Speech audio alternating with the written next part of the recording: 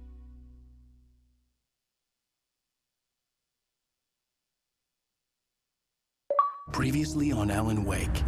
Under the influence of the dark presence, I wrote a horror story that is coming true. Jagger had been my editor, making sure that the unfolding story would make her more and more powerful. Some part of me had been aware enough to write my escape into the story. Together we can create something absolutely wonderful.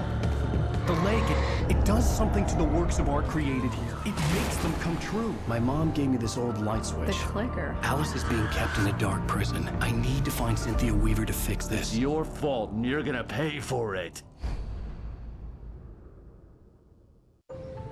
Well, we're expecting a record crowd from the neighboring counties. Naturally, we hope to break the record set by last year's Moose Fest in our neighboring town, Watery. Ladies and gentlemen, some people have asked me, what's the big deal about Deer Fest? And I think that this sums it up. It's about friendship and community. We've got a great party coming up, but let's try to hold it in until tomorrow and get through the night in one piece, all right? I have it.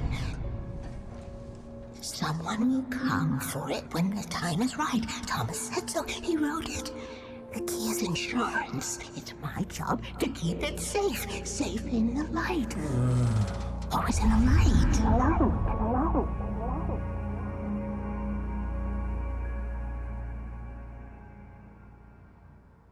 All the manuscript pages were gone. The FBI agent had taken them. I think my tongue just took a crap in my mouth. Ugh. Oh, wait, we're in jail now? Al. Al, this is not good. That about sums it up.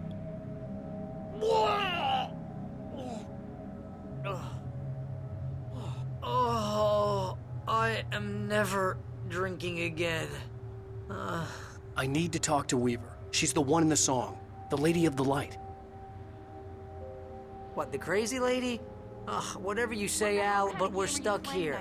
They're not gonna... interviewed Wake. I had some reading to do first, Sheriff, and let me tell you, it was an interesting read.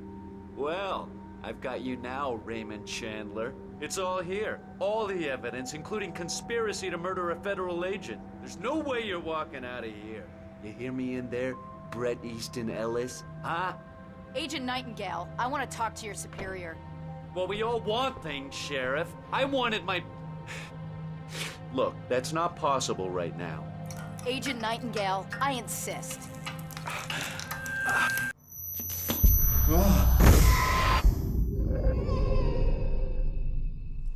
Wake, what's wrong? Lady, are you stupid? It's a trick. It's an obvious trick. Okay, I've had enough of this crap. Wake, I'm gonna trust you with this. You're joking. Agent Nightingale, your opinion would matter more if you were sober and if I actually believed you were here on official business.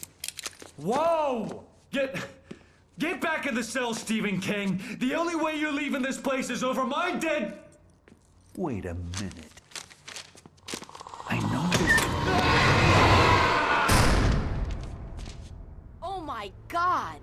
Light. We need light. It's the only way to fight this thing.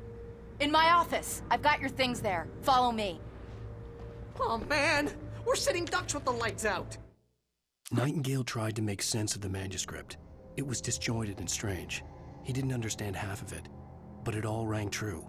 Impossibly true. He took out his hip flask when he reached the page that described how he reached the page that made him take out his hip flask. It wasn't the booze that made his mind reel. Stay cool. I can get the Nightingale felt the situation veering out of his control, but the gun at least felt steady in his hands. He was ready to fire, resolved that he would let this happen over his dead body. And yet he hesitated. He had seen this moment before, read it in the page. He was transfixed by the déjà vu and the horror that he was a character in a story someone had written. Then the monstrous presence burst in behind him and dragged him into the night. Power on.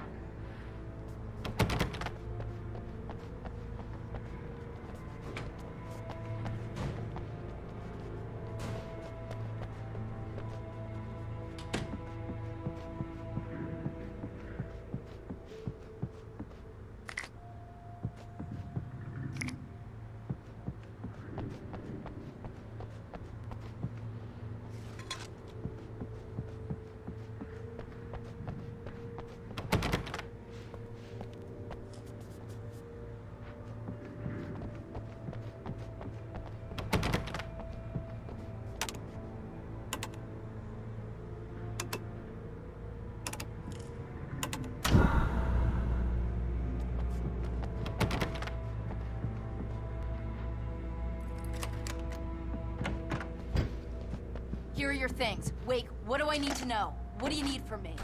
They can be hurt in the light, only in the light. And I need to find Cynthia Weaver. She can help me stop this.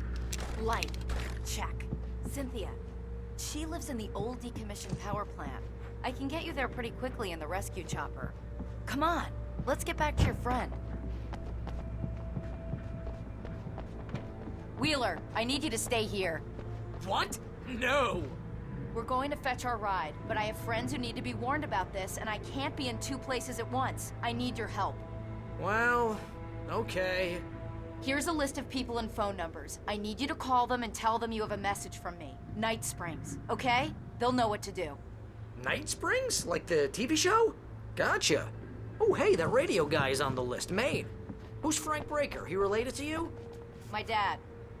Hey, is this like a secret society? Can you do this? You'll be safe here. The backup power's on.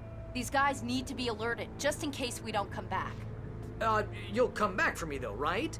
As soon as we get the chopper ready. Thanks, Wheeler. I owe you one. Okay, let's go, Wake. Through the back. My hangover wants a pizza. You think there's any way I could order one, Al? My hangover wants you to shut up and get to work. Hello, Mr. Breaker. This is Barry Wheeler.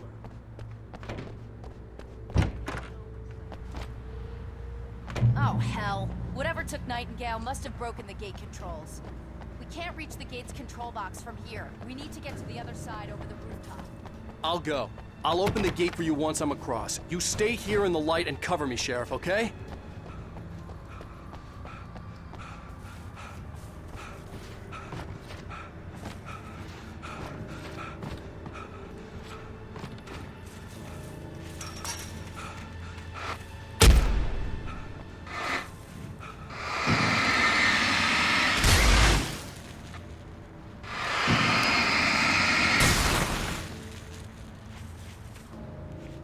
I needed to reach the rooftop to get to the other side of the broken gate.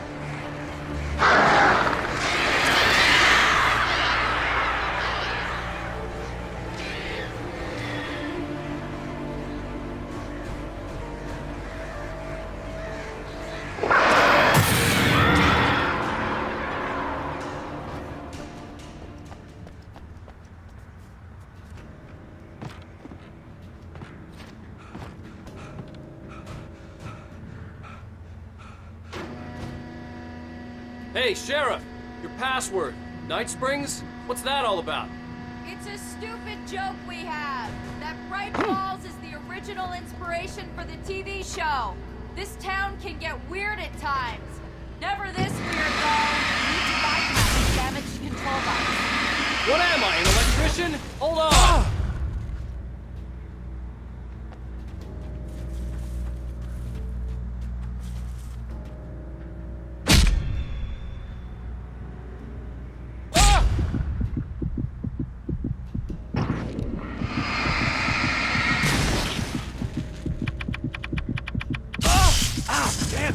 Smarts. Good job, Wake. Okay, stick close. Our first stop is the town hall. The keys to the chopper are there.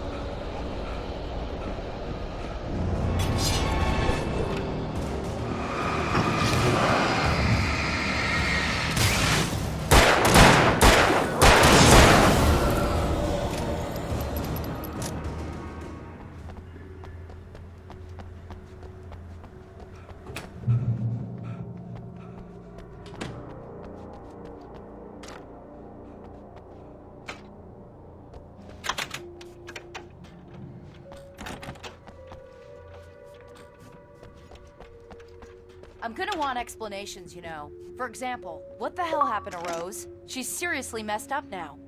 The same thing I think happened to me after I arrived.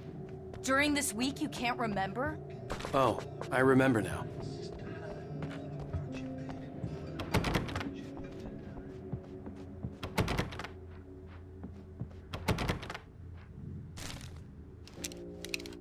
Barry was in his element, making calls, making things happen, even if he didn't entirely know what those things were. He wouldn't let the hot sheriff chick down. Even if every noise he heard from outside, and he heard plenty, made him jump. He had only paused to text Al a message, told him to hurry up. Suddenly, Barry froze in mid-dial. A window broke somewhere in the building, and then the lights went out.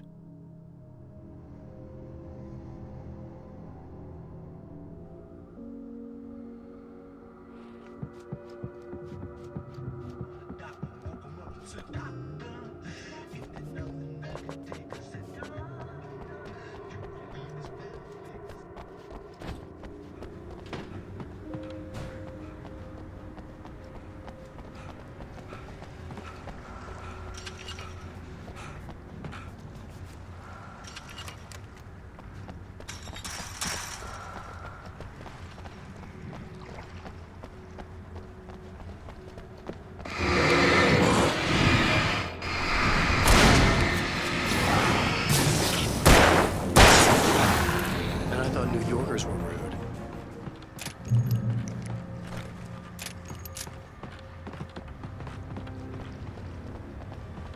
You have the right to remain.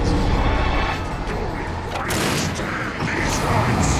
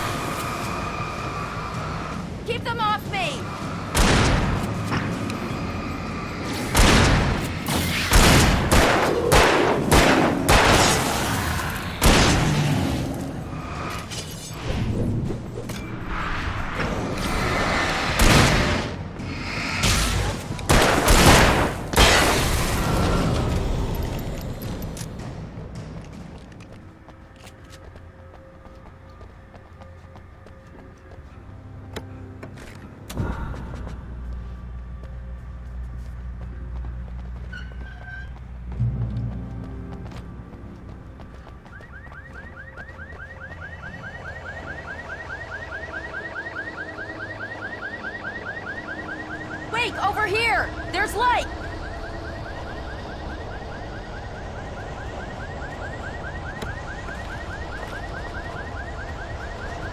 I have a key. Watch my back, Wake.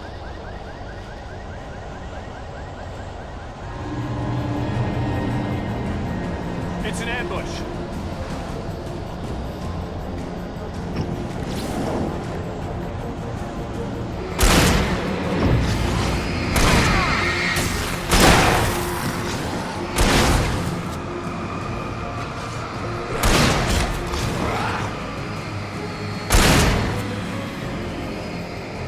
No, you don't!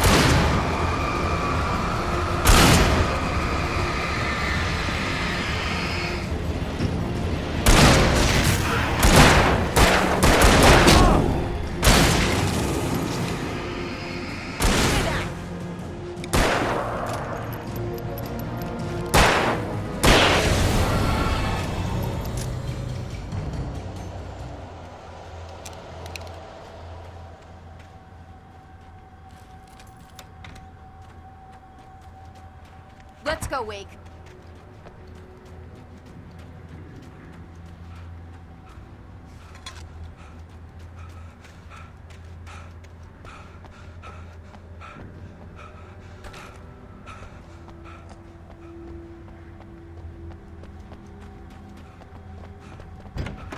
Okay, someone's messed with the fuse box here, but you should be able to jury-rig it while I find the keys. I already got electrocuted once today. How about I look for the keys and you get burned for a change? Fine. They should be in the clerk's office on the other side of the building near the main entrance. The darkness that wore Barbara Jagger's face was furious. The story in the manuscript had been making it stronger all the time, but now the light had set the writer free and hurt it, weakened it. It was only a matter of days before the dark presence would be strong again, but meanwhile, it would be difficult to recapture the writer.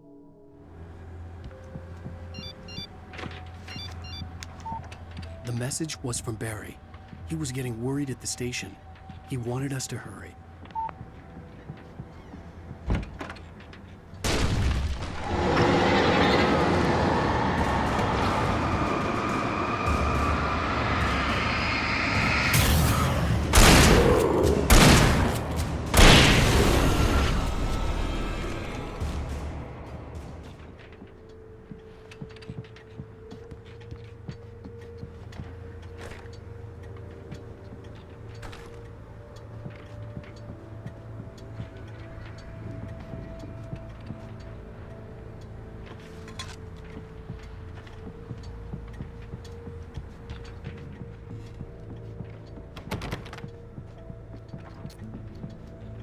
Okay, Sheriff, I got the keys.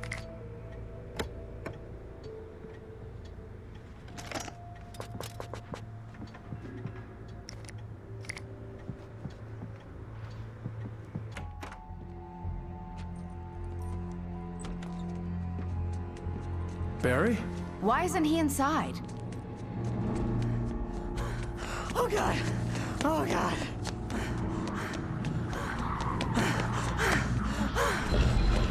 Barry! Look out! Barry, move!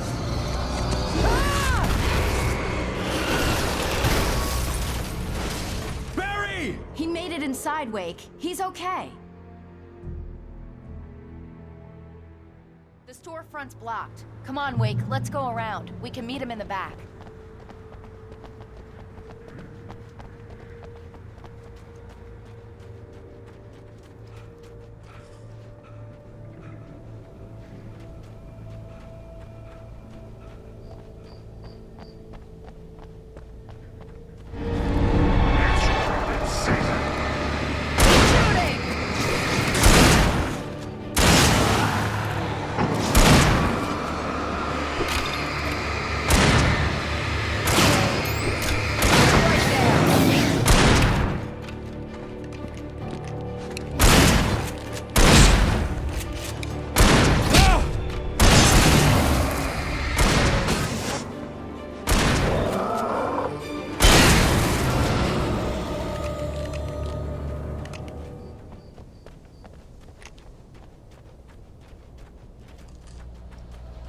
can make it through the bookstore. Wheeler should be waiting for us in the Keep back it the hell yard. down or I'll call the sheriff. Oh, hi, Doc. I've got it. Don't worry about it. Sarah, about time somebody showed up. All this shooting in the air is idiotic. One of these days they'll kill somebody. And over Deerfest. I know. Go back to bed. He's got a point, Wake. Look, this town can't take this. It's me they want. The sooner I get out of here, the sooner you can all get back to life as usual. I hope you're right. Come on, let me get this door open. Wait, you got the keys to the bookstore? Perks of being the sheriff. A girl needs to get around.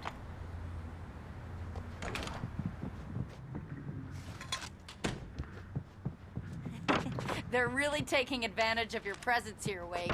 I heard there's...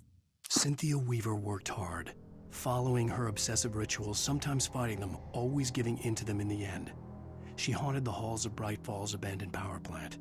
She marked her caches with light-sensitive paint that could only be seen by eyes that had been touched by darkness and saved by light like she'd been. She was preparing defenses and supply lines for the war she knew would come. The war between the forces of light and darkness. selling a lot of your Alex Casey books. Right now, I'm not a big fan of my own writing.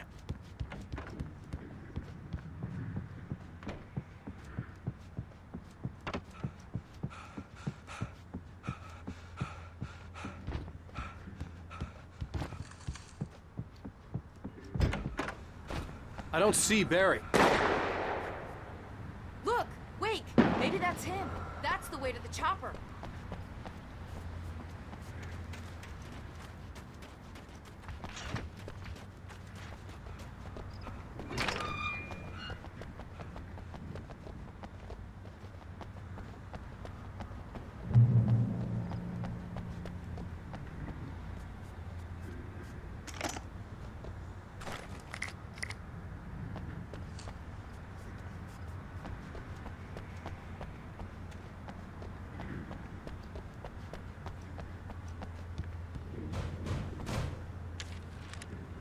Barry got back to his feet inside the Bright Falls General Store and dusted himself off.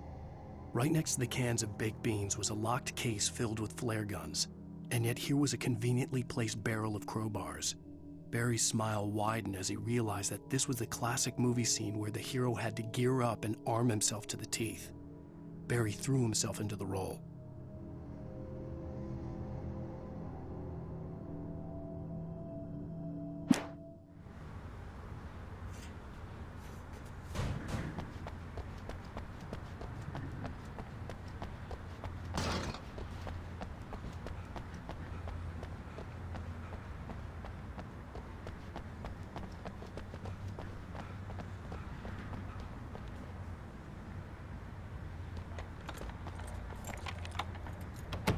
I'm gonna give Pastor Howard a piece of my mind about this lock. Ugh, I told him to get it fixed.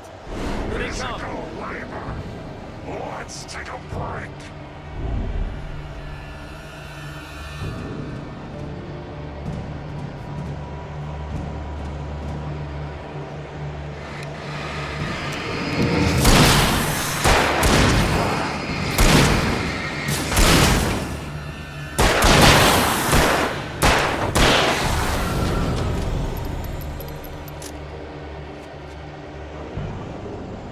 Omega-3 fatty acids are good for your heart.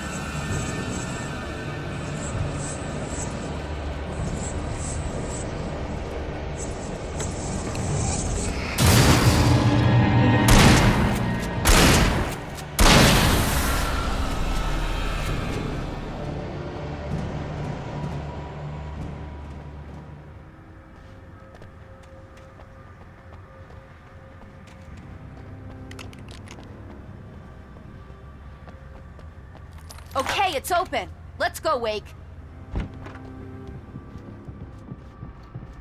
Wow. We keep them lit all night long on the night before Deer Fest. Why? Well, it's tradition. We're almost there. We'll have to go through the basement to get to the parking lot. Yeah, there's no way going through the crypt will turn out to be a bad idea.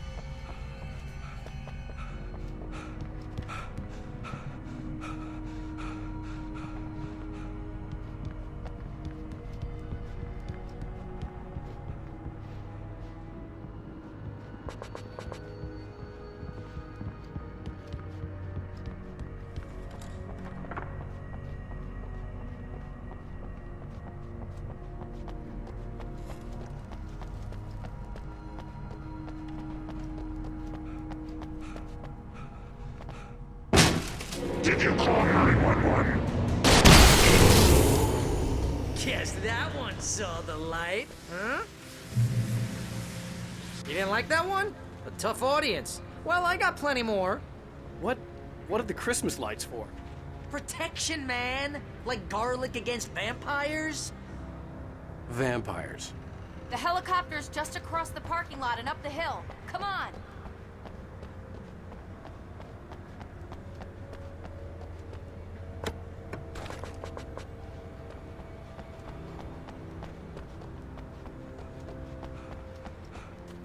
The Bright Falls General Store is now my favorite place in the entire world. See this headlamp? It's like a superpower. I can just look at one of those things and they die. It's my flaming eye of Mordor. I wish I didn't say that. Yeah. Hey, I want a headlamp. Last one. Bastard.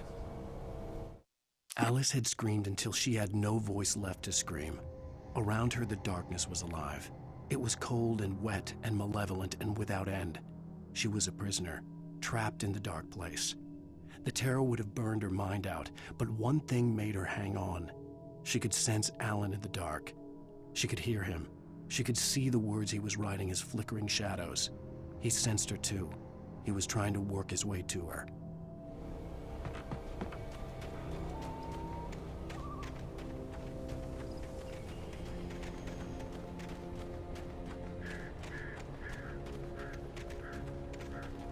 Someone throws a damn school bus at your head and you're about to take a helicopter ride with someone who may or may not have a pilot's license or cleared for departure.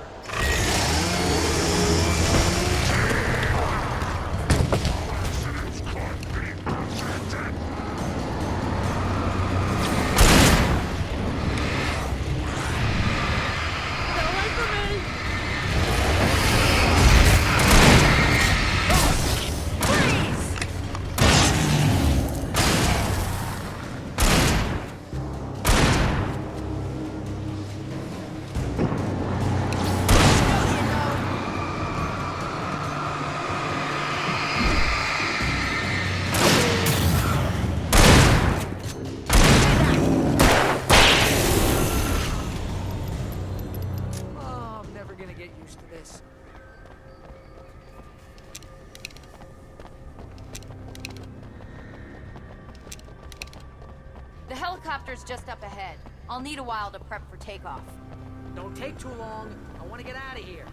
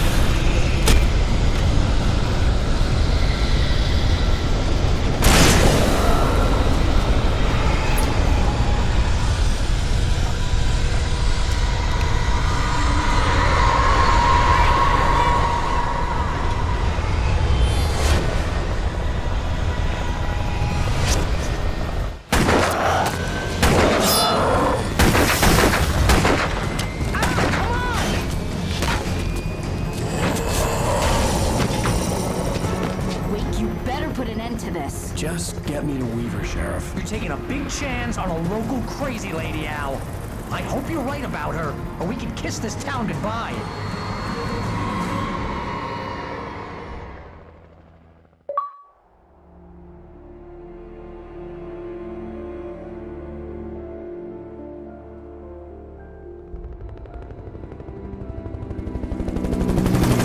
I hope you know how to deal with this, Wake.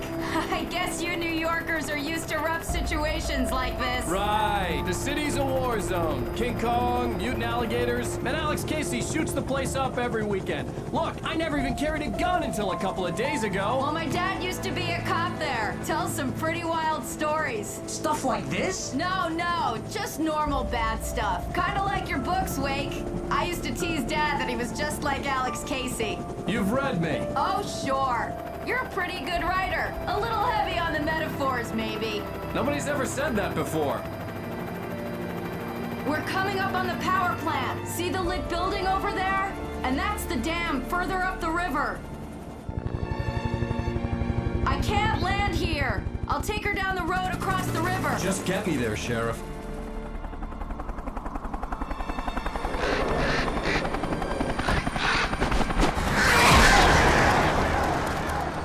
Hold on! Ow! Son of a bitch!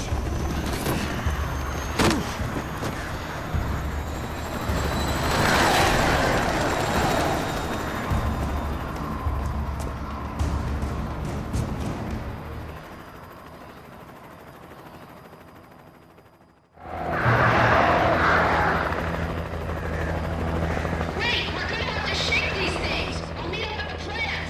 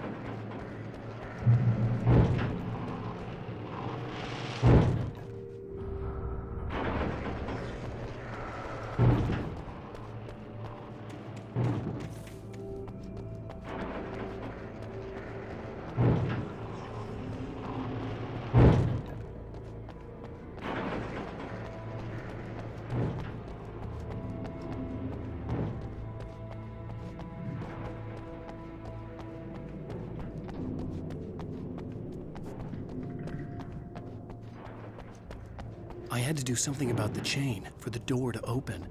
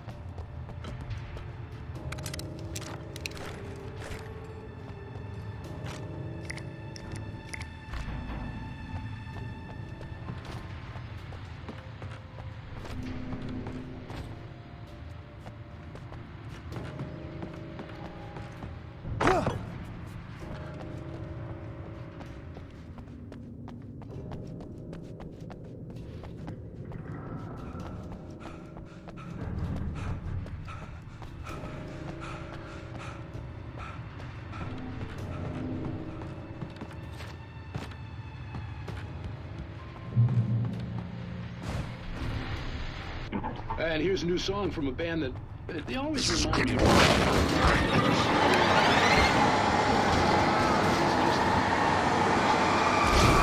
Here's Poets of the Fall and their latest single, War.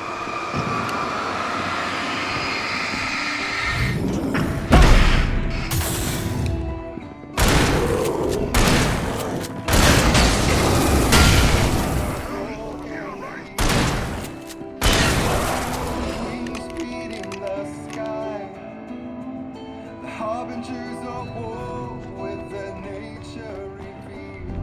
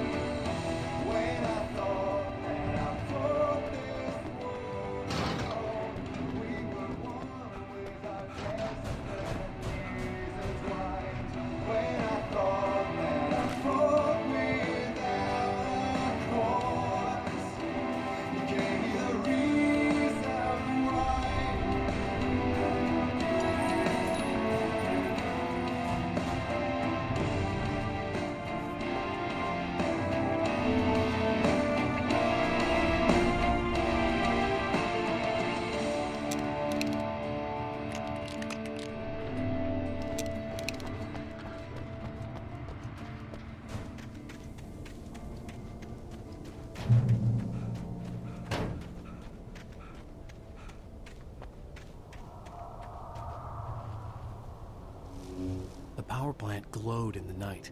It was close, but I had to find a way across.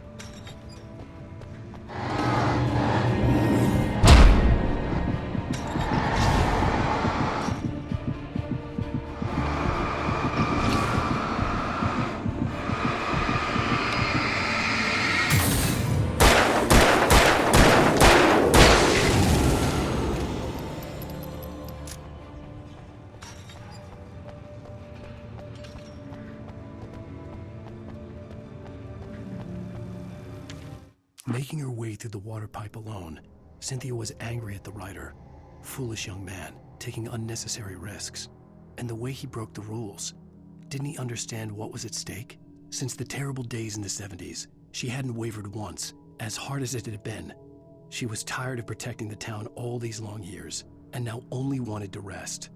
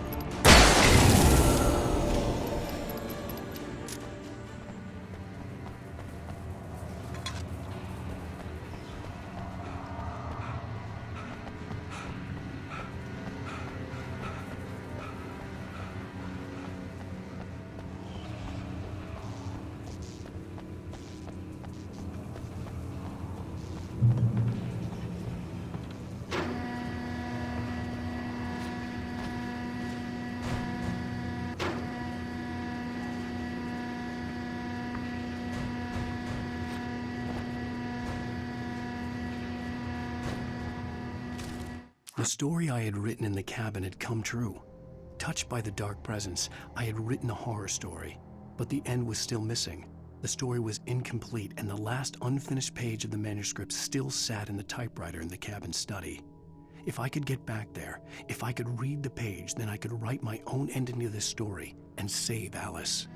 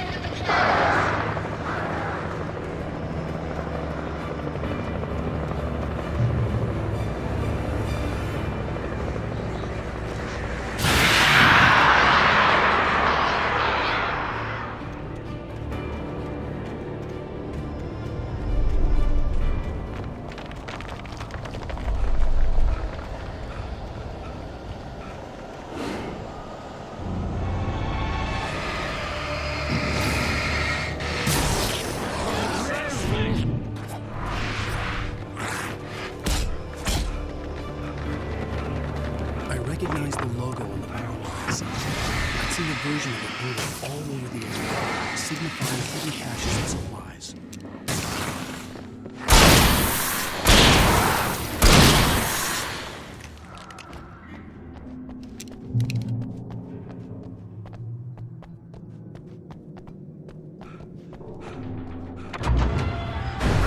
Hold it right there! Miss Weaver! Cynthia! I'm a friend! Prove it! You knew Zane! Thomas Zane! You're the Lady of the Light in the song! You can help me! About time! Young man, I've been waiting a very long time for you.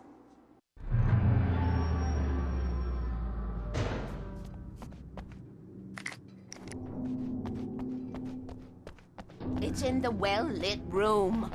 Excuse me? What you need to drive the darkness back. The well-lit room is at the dam. I built the room to keep it safe. Will it help me find Alice? Will it get me back to the cabin? Fine, let's go. I can get my friends to come back with the helicopter. Oh, we won't go outside. Never at night. That's rule number 1. You've been breaking the rules, young man, and where has that gotten us, No, I have a secret route, a lit route. Old water pipe. Something was damaged at the transformer yard. It's drained all the reserve power. Without it, the pipe will go dark. The power to the yard must be cut. Let me guess. You want me to do it? Young man, you're the one who likes to break the rules. I can't be outside in the dark. The kill switch is outside.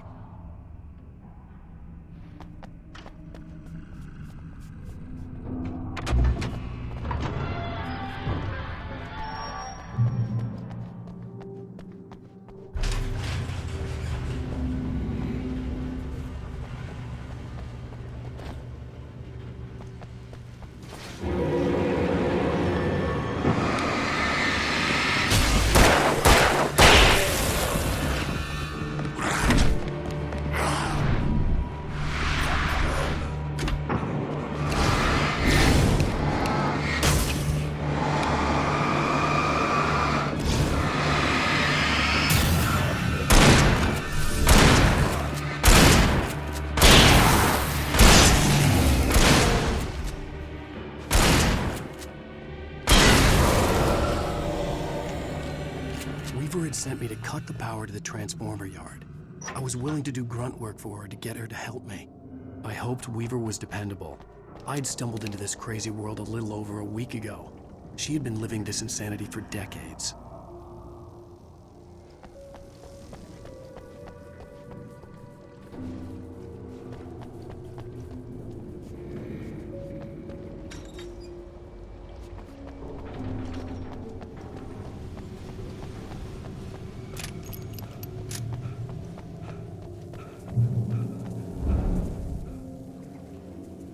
I could see the kill switch that would cut the power to the transformer yard. Now I had to find a way to reach it.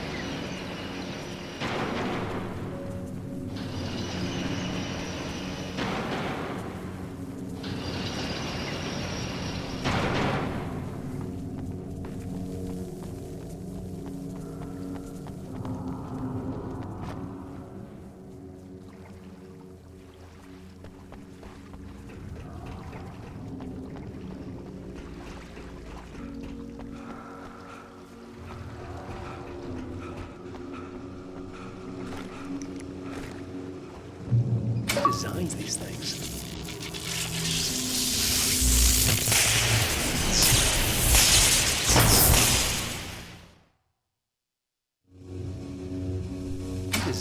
these things.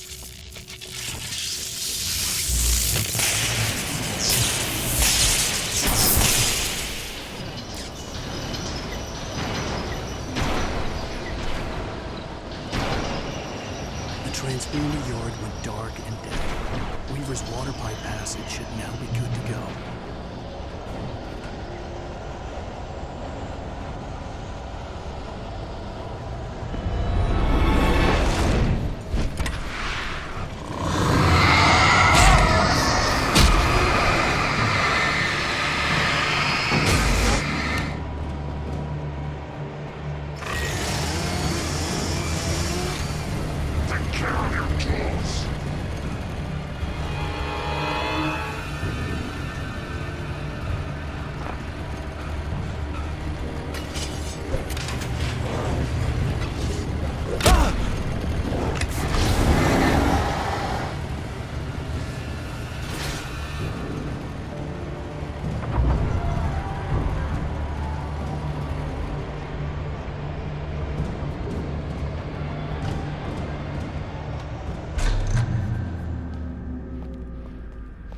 This way, young man. Follow me.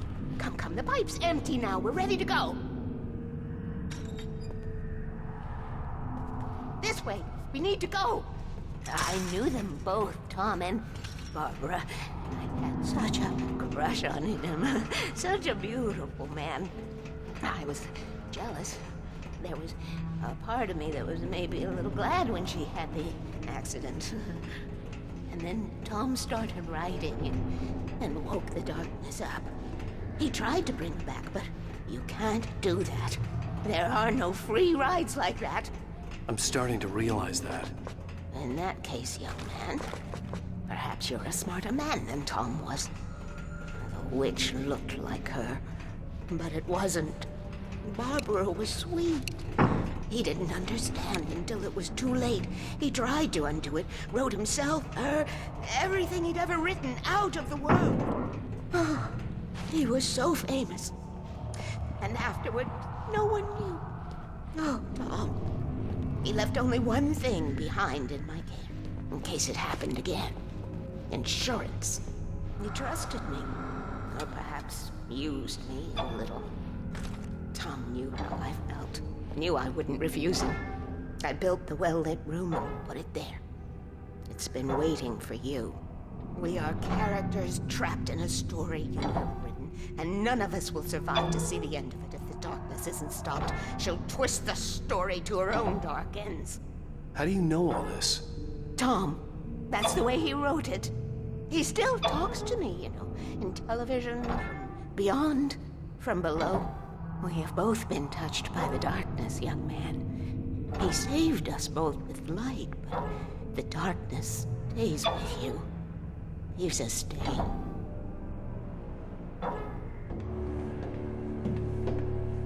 This pipe will take us directly to the well-lit room. Okay, I need to call my friends, tell them where we're going. Hello? Al! Barry, we're headed to the dam in one of the pipes. Meet us there. Okay, I'll tell Sarah. It's Sarah now? Whoa! No! For the sweet love of... Barry! Barry! We gotta go see if they're okay. They're probably dead. You must reach the well-lit room. This is no time to be a selfish idiot. That's my best friend!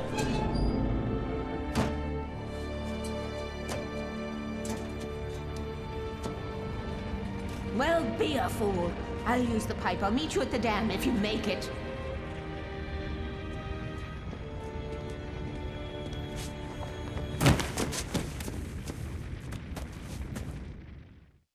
At least I didn't have to worry about her. She knew how to stay safe.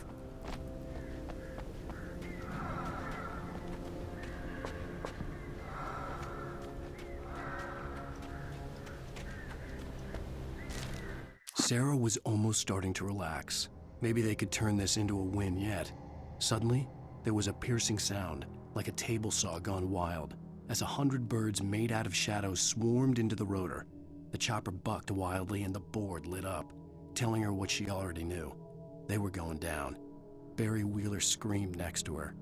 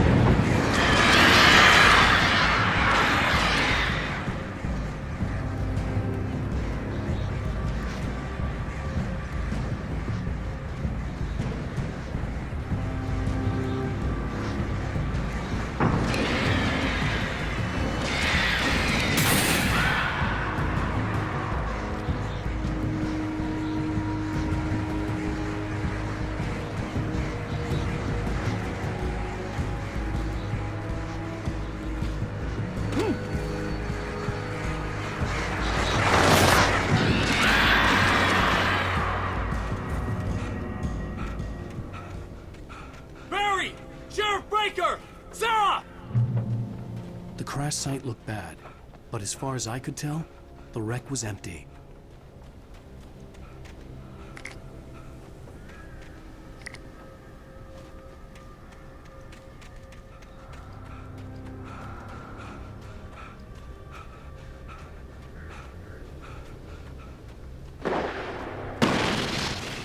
Barry! Barry!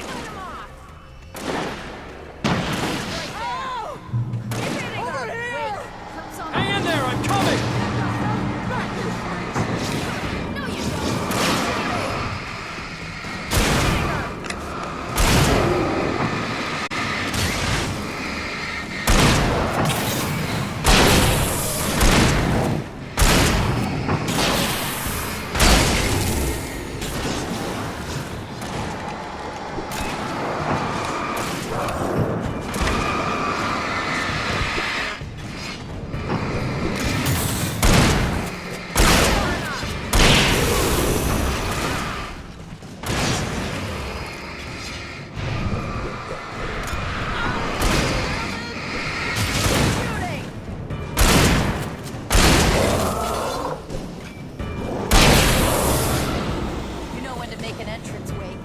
Ready to make like Butch Cassidy and the Sundance Kid.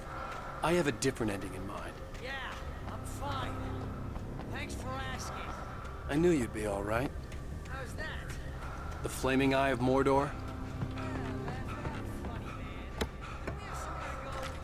Weaver will meet us at the dam.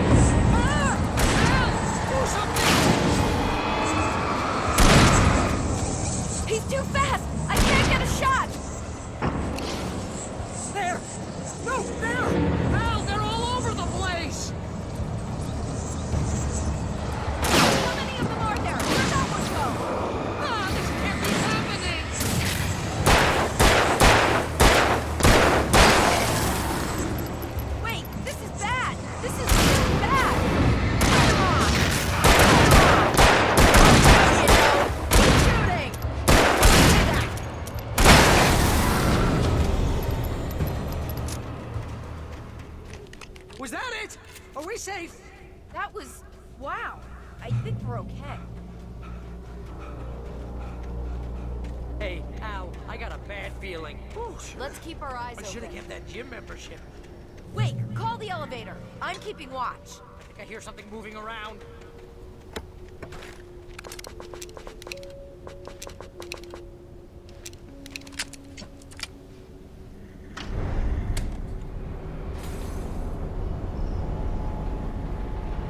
Heads up! Here they come! Oh no! Oh no!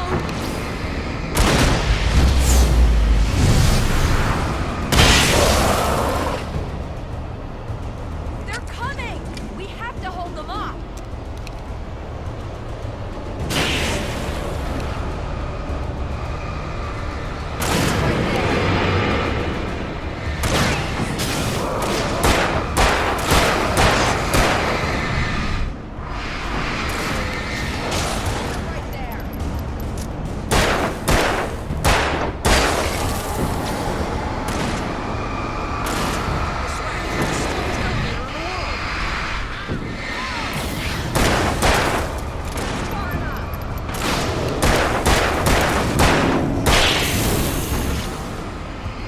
It's almost here, Wade.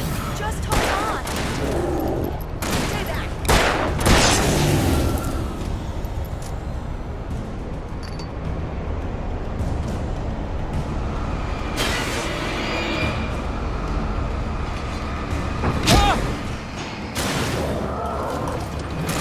It's here! Al, let's go!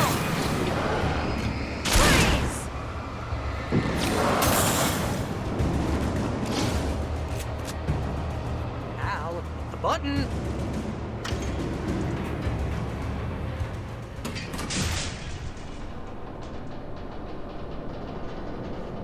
We're almost there. There's an entrance into the dam at the top. What's the plan, Wake? Well, Weaver's crazy, but she's got something Zane left behind. Something to fix this. Gee, could you be a little more vague? Thomas Zane? Seriously? Might as well be Paul Bunyan or Bigfoot. Yeah, well, he was real.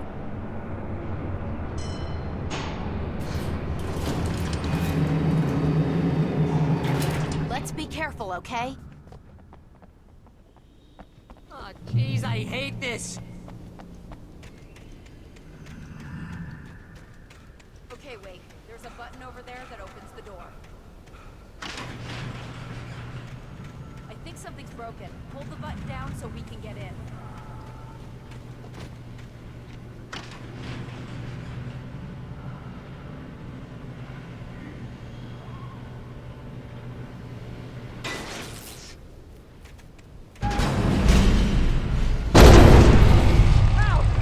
What's going on? We can get to the dam through here. What's happening out there?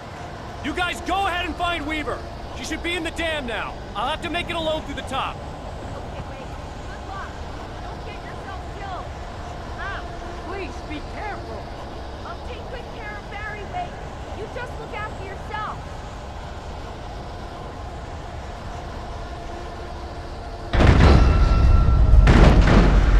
You gotta be kidding me.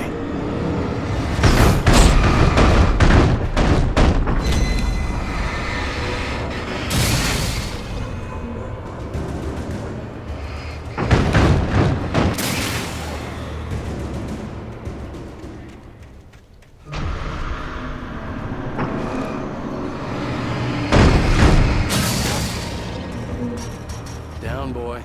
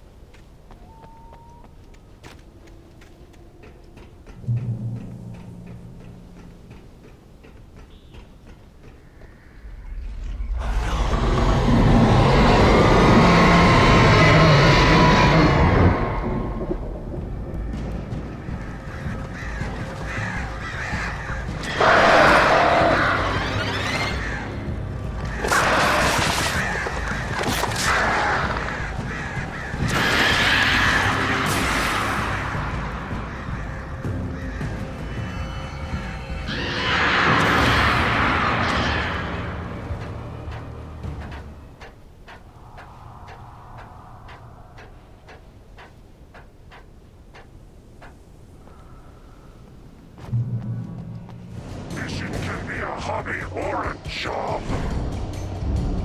I was ridiculously outnumbered. The searchlight could even the odds.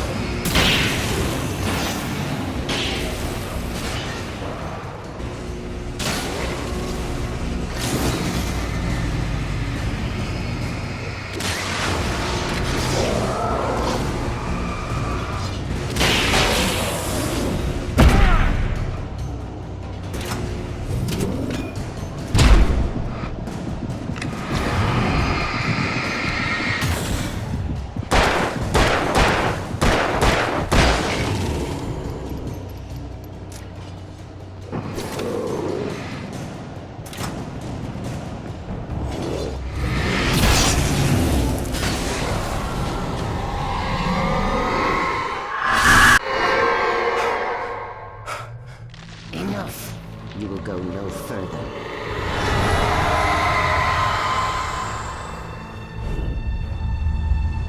Stop now.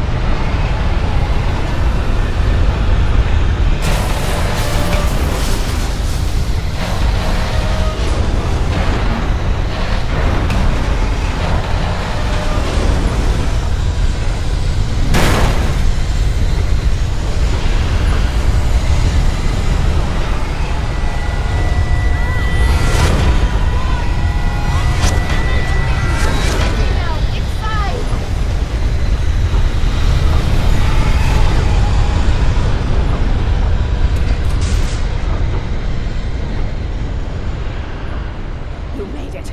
Well done. I'm glad I was wrong. But it was a foolish chance to take. Don't worry about the noise. We're safe here. I have looked after the well-lit room for many, many years now. There is no shadow in the well-lit room. The power is fail-safe, and all the bulbs are numbered and changed regularly based on their make and model. Right.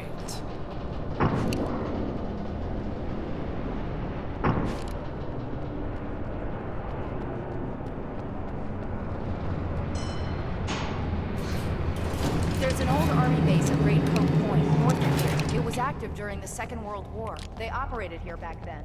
They must have built this. Yes, they did. It's my place now.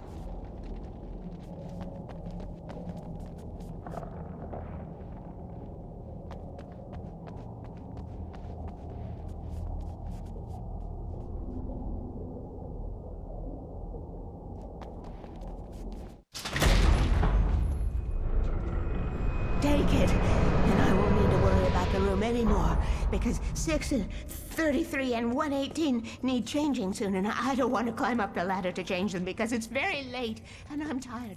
And if you take it, I won't have to do that anymore. The page was autobiographical, a memory from my childhood. But I didn't write this. It was a page written by Thomas Zane. None of them were supposed to exist anymore. Alan, 7 years old, would fight sleep to the bitter end. When he did sleep, he soon woke up, screaming, the nightmares fresh in his mind. One evening, his mother, sitting by his bed, offered him an old light switch. She called it the clicker, and flicking the switch would turn on a magical light that would drive the beast away. To imbue the talisman with all possible power, she added that it had been given to her by Alan's father. Alan never knew him, and anything of his took on mythical proportions in his mind. With the clicker firmly in his hand, Alan finally slept like a baby. Now, almost 30 years later, Alan thought of this as he stood on the rim of Cauldron Lake, the clicker in his hand. He took a deep breath and jumped. My mind swirled. I'd given the clicker to Alice, yet it was here. Zane had written it into existence in a story I had written. I can get to her now. I can finish this.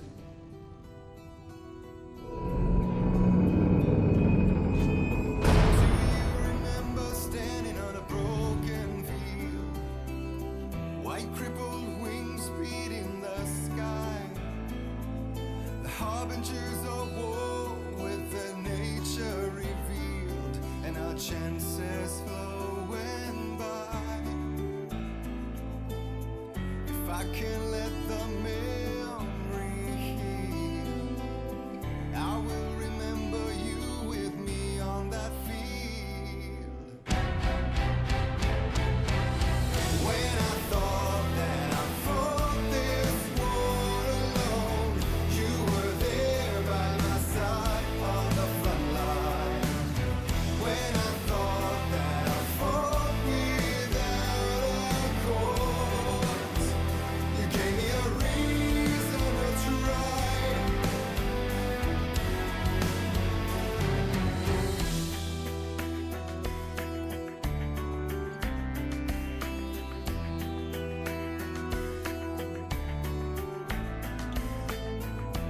Turn the page, I need to see something new. For now my innocence is torn. We cannot linger on this stunted view like rabid dogs of war. I will let the memory heal. I remember you with me on that field. When I thought that I fought this war alone, you were there by my side on the front line. And we fought to believe the impossible. When I thought that I fought this war alone, we were one with our destinies entwined. When I thought that I fought without a cause, you gave me the reason why.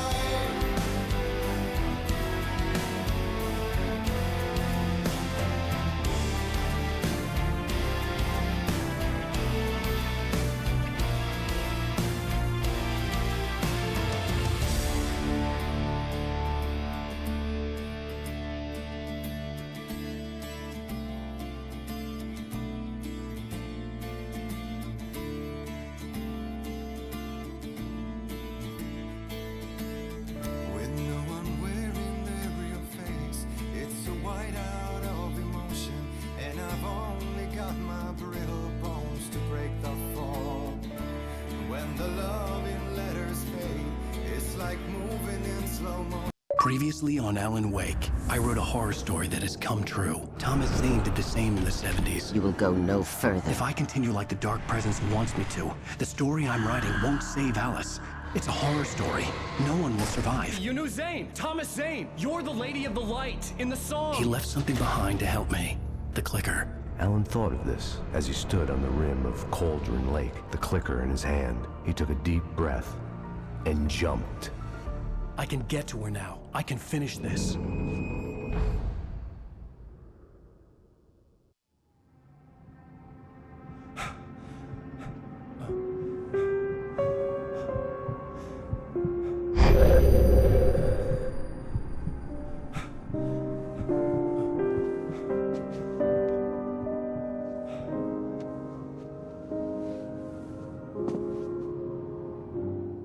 I had a hangover. My head was about to explode and the light hurt my eyes. I needed my sunglasses and painkillers to dull the pain. In one of my finer moments of self-deception, I swore to quit drinking.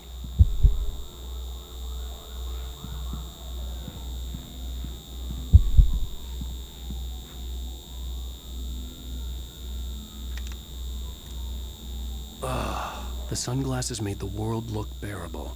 Now I could keep my eyes open without feeling like a vampire in the sun.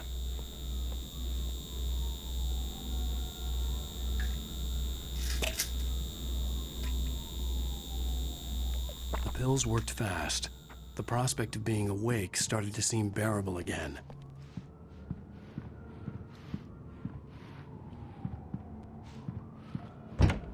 There was a message waiting for me on the machine. You have one new message. Ow! Are you still asleep? Wakey, wakey! You should have your show on your TiVo. If Alice wasn't too mad to record it. As she called me earlier and really chewed me out. Yeah, we went a little overboard last night. But parties are a part of this business. Al, look, I'm saying this as your friend. She's not doing your career any favors by trying to run your life like that, okay? Ladies and gentlemen, welcome back to the Harry. Hey, honey. Did you watch the show? I didn't say anything stupid if that's what you want to know. Okay, Grumpy. You want an aspirin or something? Are you going to start with me about drinking now? You know what? Go back to sleep, Alan.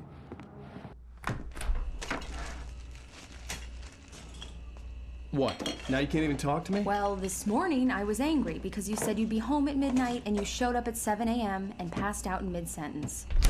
Now I'm over it. Are you angry? This goddamn tour. It's gotten out of hand. Oh, honey.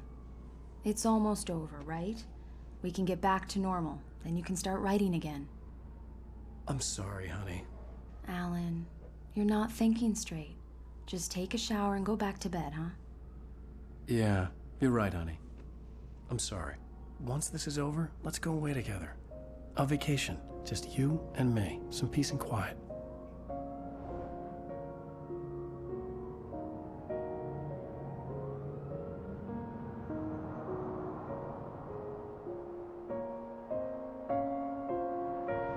Somehow, the clicker was the key to the cabin. I had to return to Cauldron Lake to save Alice.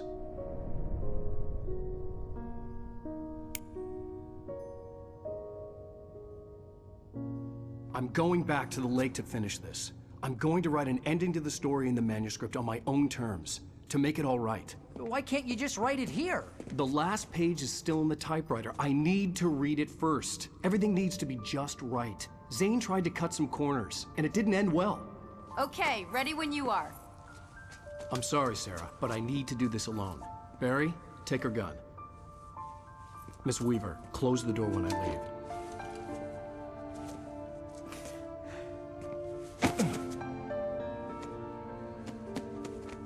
Good luck, Al. See you later.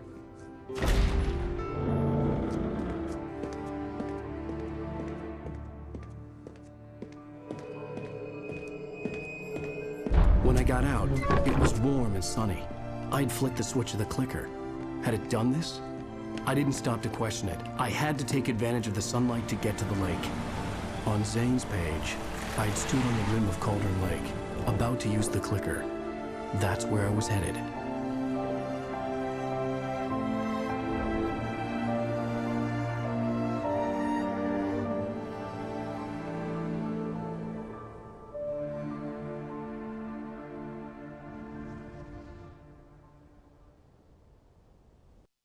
Alone, in daylight, surrounded by the beauty of the Pacific Northwest landscape.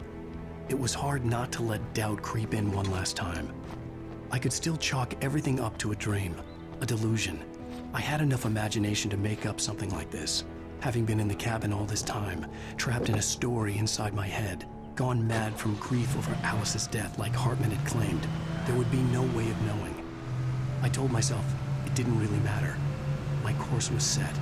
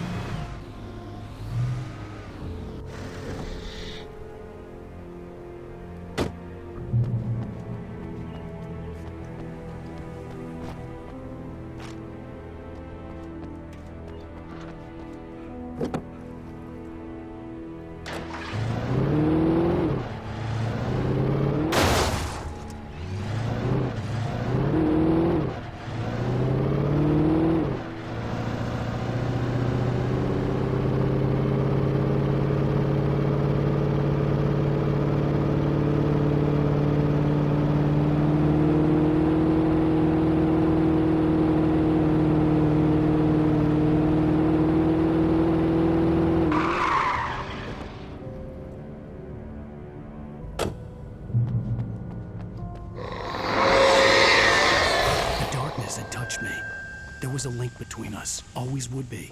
I could feel its presence again, getting closer.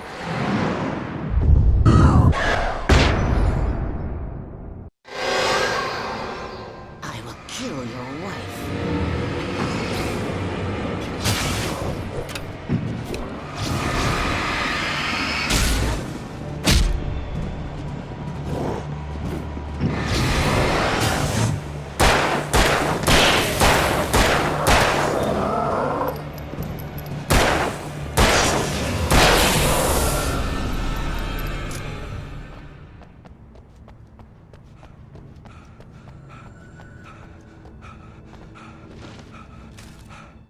The dark presence was no longer trying to capture the writer so he could create the ending it wanted. The writer knew too much. He was too strong. And he carried a weapon left behind by Thomas Zane, something that could hurt it. Now, the darkness was doing everything in its power to simply stop the writer from ever reaching Cauldron Lake and the dark place it came from.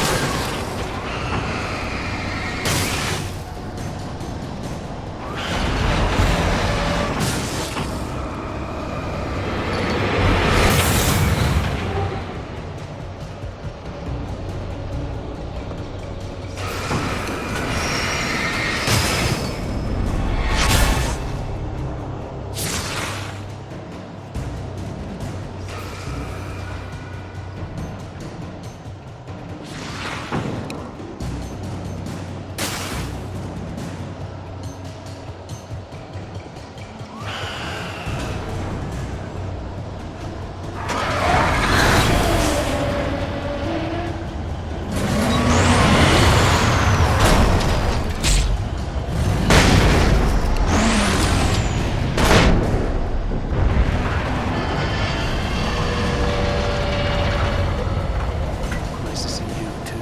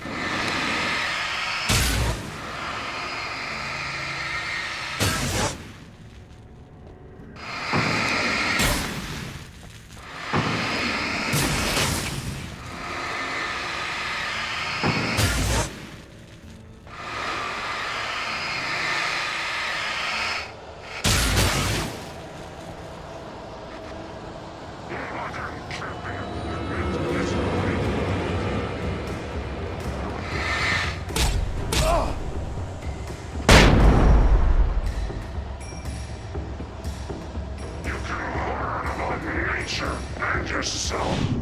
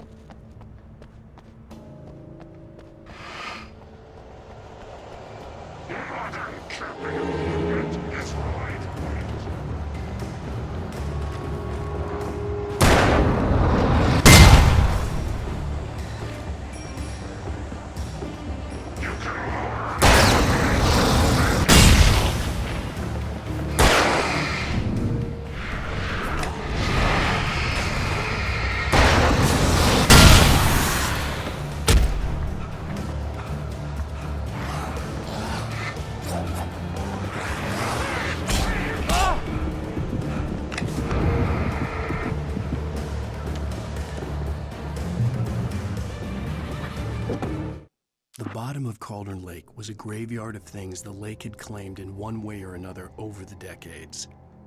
The dark presence brought them up in its wake, scattering the rotten waterlogged hull of an old boat here, the remains of a long-ago crashed airplane there, trees shattered under the impacts. The earth groaned. It didn't even notice.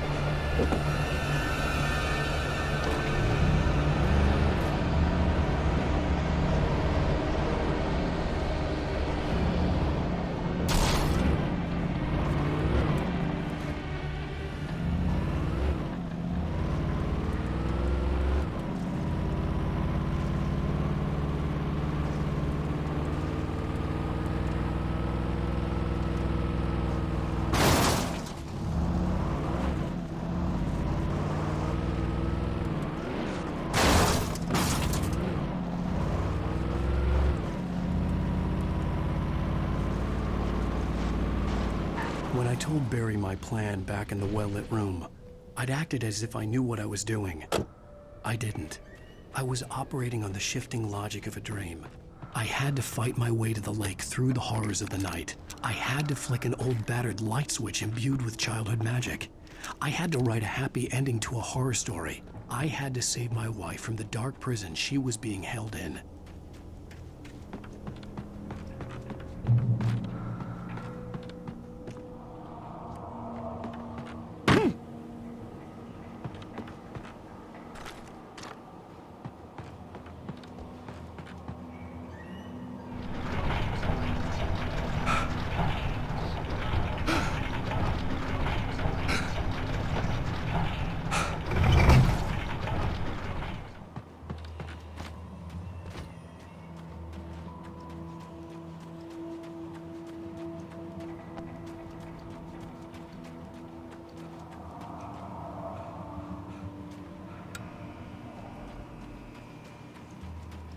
I will never give her to you.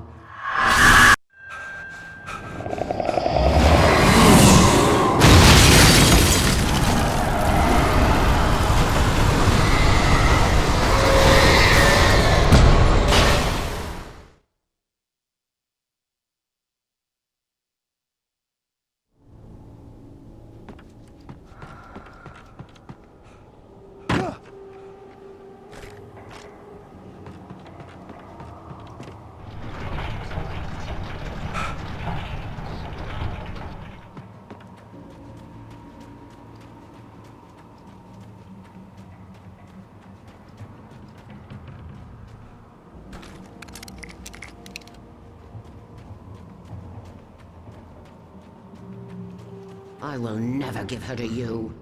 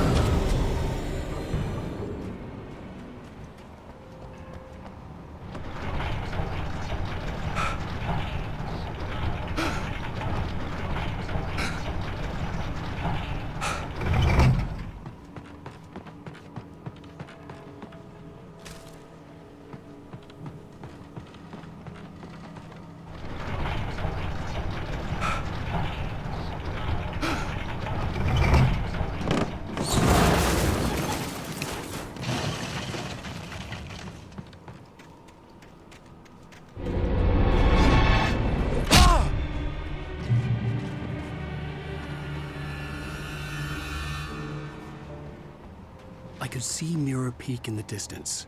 That's where Cauldron Lake was.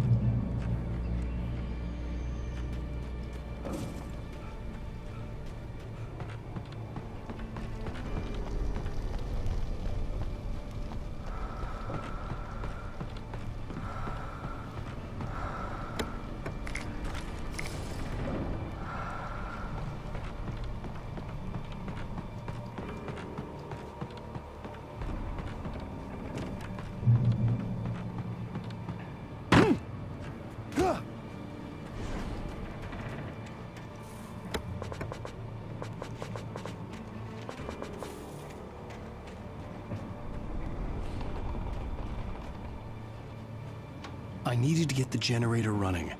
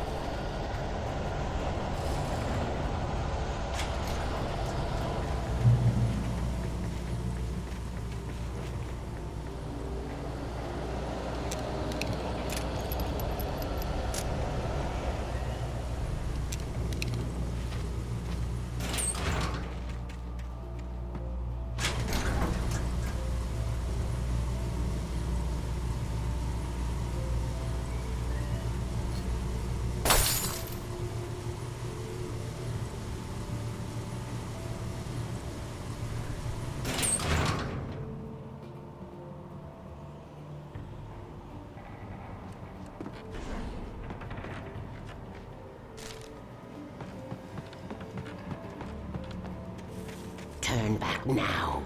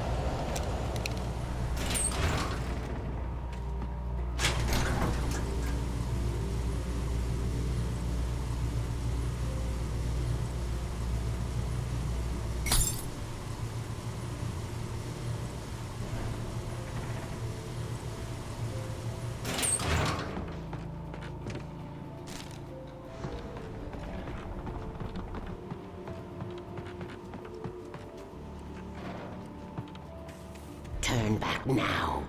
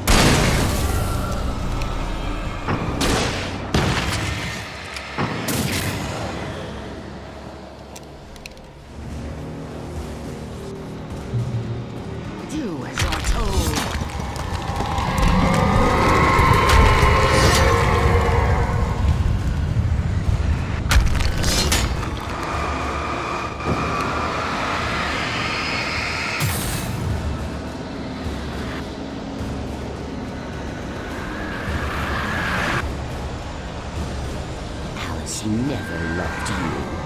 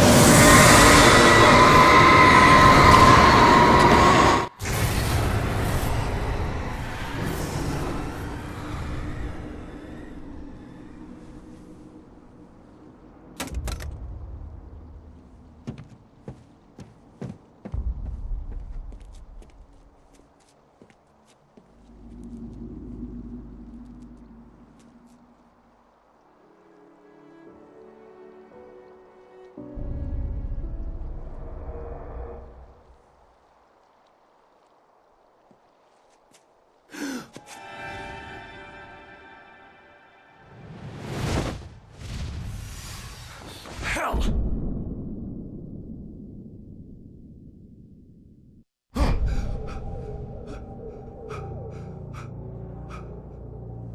Shh, baby. You were having a bad dream. It was just another nightmare. No. Everything's fine. You're home. It wasn't a dream. Everything's fine. Turn the lights on. Turn the lights on! Shh, baby. The power's out. There's no light. Come back to bed and I'll make you forget all about your fear. My fear? It's your fear. Why aren't you afraid? You're not Alice. Turn the lights on now. Where's the clicker? What did you do with it? Alan, you're scaring me now. Come back to bed. Have you taken your pills? Do you want me to call Dr. Hartman? Come back to bed, Alan. Come back to bed, Tom.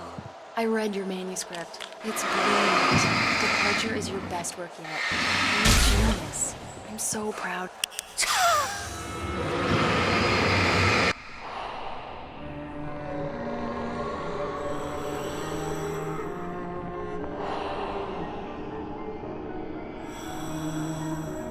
You must find your way to the cabin. stands in your way. It won't let you pass. It has no heart. It's filled with darkness. You must fill its heart with light.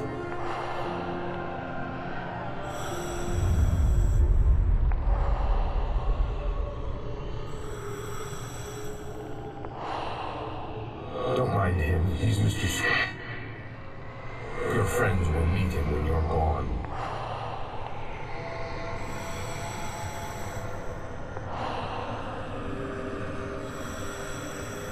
Use the clicker.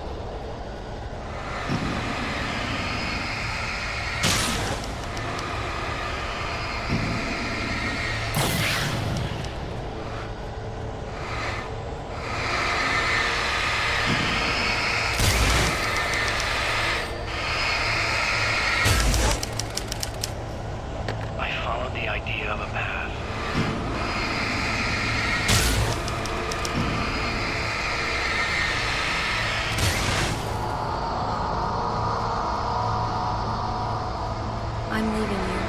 What? I'm leaving you, Alan. I met someone. I'm in love with someone else. Alice? No, what are you saying? You can't. You don't love me. How could you? You don't even love yourself. All you do is torture yourself with work you can't do anymore. No, I love you more than anything in the world. You're my muse. I know. Who are you? What have you done with my Alice? Alan? What are you doing? Put the light back on. What are you doing, Alan? Stop. Put the light back on. It wasn't true. Nothing like that had ever happened.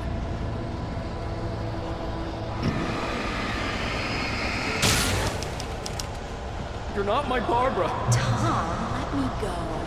I promise to be good. Please, untie me, you naughty boy.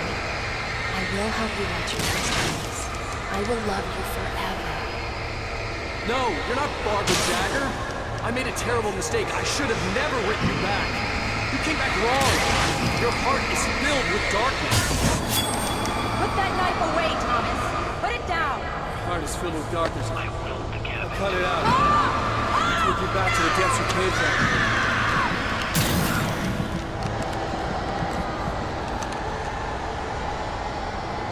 Filled with darkness.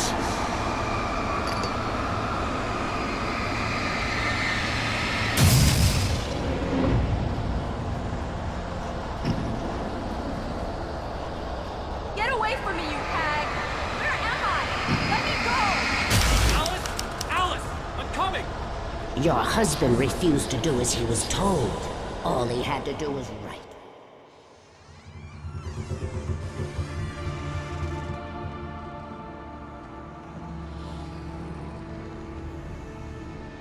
Now you will never get her back.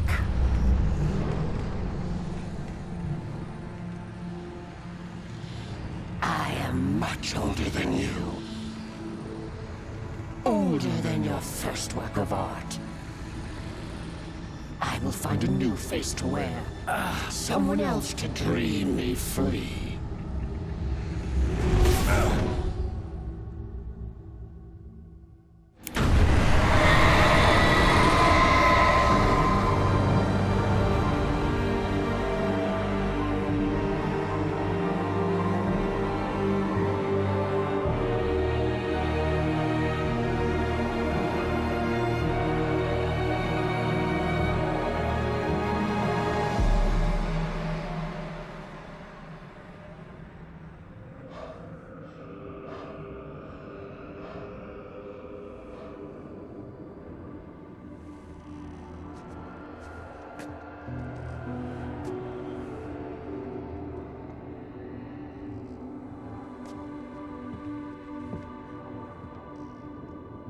I could feel Alice's presence close by.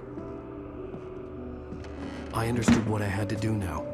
I knew how to write the ending to Departure. There's light and there's darkness. Cause and effect. There's guilt and there's atonement. But the scales always need to balance. Everything has a price. That's where Zane had gone wrong. There's a long journey through the night back into the light. Alice? Alice?